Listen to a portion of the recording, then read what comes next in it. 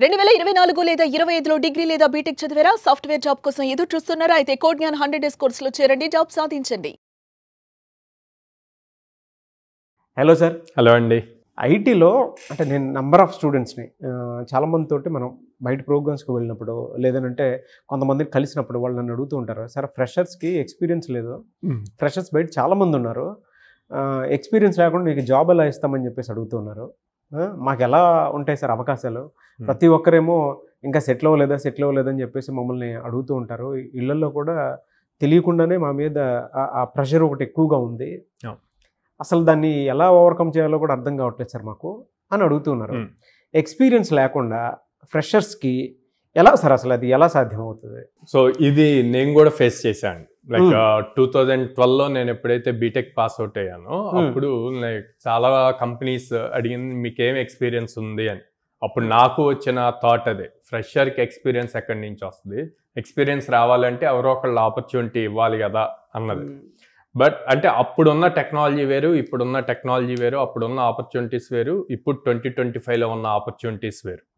So ఈ ఆపర్చునిటీస్ని ఎలా use చేసుకోవాలి అన్నది ఇంపార్టెంట్. వాటిని యూజ్ చేసుకొని ఎక్స్పీరియన్స్ లేకుండా జాబ్ ఎలా తెచ్చుకోవాలి అని ఇంపార్టెంట్. ఇక్కడ అందరూ థింక్ చేసేది ఏంటంటే ఎక్స్పీరియన్స్ అంటే జాబ్ చేయటం, రియల్ టైం జాబ్ చేయటం. అవును, అది కాదండి. ఎక్స్పీరియన్స్ని ఇంకో రకంగా చూస్తే ఇంటర్న్షిప్స్ చేయొచ్చు, ఫ్రీలాన్సింగ్ చేయొచ్చు. ఇప్పుడు మీరు చూస్తే చాలా న్యూస్ ఛానల్స్లో లాస్ట్ 1 ఇయర్ నుంచి 10th క్లాస్ చదివే స్టూడెంట్ సాఫ్ట్వేర్ కంపెనీ పెట్టాడు, 100 crores ఎర్న్ చేస్తున్నాయని. ఓకే, లైక్ ఇంటర్మీడియట్ కంప్లీట్ అయిన అతను ఫ్రీలాన్సింగ్ చేస్తున్నాడు జావా ప్రోగ్రామింగ్ మీద, పైథాన్ ప్రోగ్రామింగ్, ఇట్లా లాట్ ఆఫ్ న్యూస్ ఉన్నాయి. అట్లాగే ప్రతి ఒక్కళ్ళకి ఫ్రీలాన్సింగ్ ఆపర్చునిటీ ఉంటుంది, ఇంటర్న్షిప్ ఆపర్చునిటీ ఉంటుంది, ఫస్ట్ ఇయర్ నుంచే ఉంటుంది. అసలు ఫస్ట్ ఇయర్ దీంతో సంబంధం లేదు, మీ దగ్గర స్కిల్ ఉండాలి. స్కిల్ ఉంటే ఆపర్చునిటీస్ ఎప్పుడూ ఉంటాయి. Okay, at the same time ఆ ఆపర్చునిటీ వచ్చినప్పుడు ప్రూవ్ చేసుకోవాలి. సో ఆ ప్రూవ్ చేసుకునే దగ్గర కేర్ఫుల్గా ఉండాలి. అంటే ఓవర్ కమిట్మెంట్స్ ఇవ్వకుండా మీకు ఏమొచ్చో దాని మీదే టాస్క్స్ తీసుకోండి. ఫ్రీలాన్సింగ్లో ఫర్ సపోజ్ పైథాన్లో మీరు రెస్ట్ ఏపీఐస్ రాయగలరు, ఆ రెస్ట్ ఏపీఐస్ రిలేటెడ్ టాస్క్ని ఫ్రీలాన్సింగ్లో తీసుకోండి. ఫ్రీలాన్సింగ్ సైట్స్ ఉన్నాయి, అప్వర్క్ ఉంది, freelancer.in ఉంది. సో ఇలాంటి వాటిల్లో మీ ప్రొఫైల్ బిల్డ్ చేసుకొని అక్కడి నుంచి మీరు వర్క్స్ తీసుకోవచ్చు.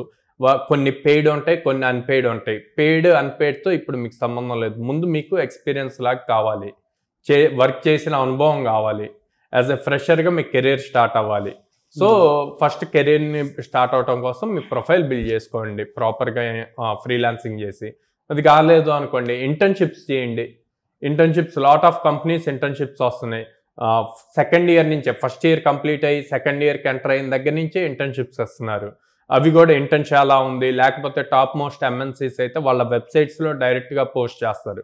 ప్రతి వెబ్సైట్లో కెరీర్ అని చెప్పి ట్యాబ్ ఉంటుందండి. ఆ ట్యాబ్లో వాళ్ళ దగ్గర ఉన్న ఓపెనింగ్స్ అన్నీ పోస్ట్ అవుతూ ఉంటాయి.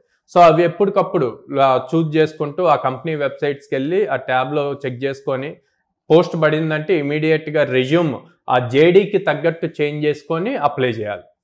సో ఇట్లాగా చేసినప్పుడు ఆటోమేటిక్గా ఎక్స్పీరియన్స్ వస్తుంది.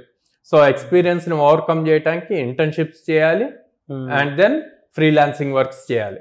ఇంటర్న్షిప్స్ ఫ్రీలాన్సింగ్ వర్క్స్ చేసాం కదా అని వదిలేస్తే మెయిన్ జాబ్ రాదు కదా. మెయిన్ జాబ్ రావాలి అంటే చేసిన వర్క్స్ని గిట్ హబ్లో పుష్ చేసుకోవాలి. ఓకే, అండ్ పుష్ చేసి ఆ లింక్ తీసుకొచ్చి మీరు మీ రెజ్యూమ్లో అప్డేట్ చేయాలి అండ్ దెన్ లింక్డ్ఇన్లో అప్డేట్ చేయాలి. సో ఎప్పుడైతే రెజ్యూమ్ అండ్ లింక్డ్ఇన్లో అప్డేట్ చేస్తారో వెయిటేజ్ పెరుగుతుంది. సో అది చాలా ఇంపార్టెంట్. సో ఇది ఎప్పుడైతే ఇంటర్వ్యూయర్ మీ రెజ్యూమ్ చూస్తారో, రెజ్యూమ్ చూసినప్పుడు అక్కడెక్కడ మీకు ఎక్స్పీరియన్స్ ఉన్నట్టు ఉండదు, కానీ మీరు ఫ్రీలాన్సింగ్ చేసినట్టు మెన్షన్ చేస్తారు, ఏ టైప్ ఆఫ్ ప్రాజెక్ట్ చేశారో మెన్షన్ చేస్తారు, and internship A type of project మీద వర్క్ చేశారన్నది డీటెయిల్గా మెన్షన్ చేస్తారు. అప్పుడు తనకు ఒక క్లారిటీ ఉంటుంది. ఓకే, తిను సబ్జెక్ట్ నేర్చుకున్న సబ్జెక్ట్ని అప్లై చేయడానికి కూడా ట్రై చేసాడు అన్న థాట్ ఉంటుంది.